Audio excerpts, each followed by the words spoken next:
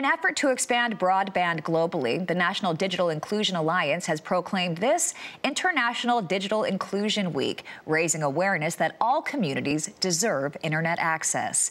Joining us now is Connected Nation Director of Digital Inclusion, Heather Gate. Thanks so much for joining us, Heather. And although the week, Digital Inclusion Week, is dwindling down, I understand you really see all these issues of digital exclusion really being brought to the forefront here. Talk about what this week really means. Okay. Thank you for having me this morning. So much can be said about how broadband and technology has transformed our world. The internet and other broadband-related technologies have empowered us in ways that we couldn't have imagined 30 years ago. So today we can connect with our friends and family, we can operate our financial transactions, but more importantly, we can operate and grow our businesses using online tools and resources. So when we think about economic opportunity, the cost of being excluded is extremely high for small businesses that are not able to reach their potential without access to the tools and resources that broadband provides. Absolutely, and a lot of people are being left behind as a result. They just can't compete.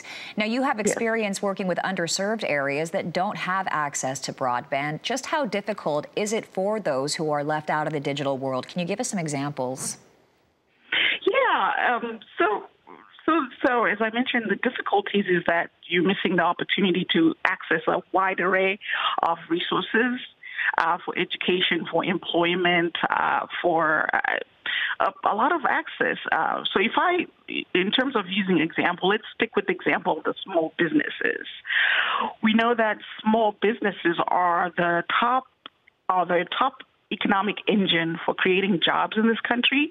And in fact, the Bureau of Labor Statistics says that since the recession of the 2000s, small businesses created 62% of all private sector jobs. So now if you have a small business that's limited to being in an area where they are not able to access their internet, they're not operating at their best. In fact, we have research that shows that small businesses that are not using, for example, social media are less likely to have recently hired for positions. And with unemployment being as low as it is, they suffer even more than other businesses because they're not able to look outside their own community to hire workers.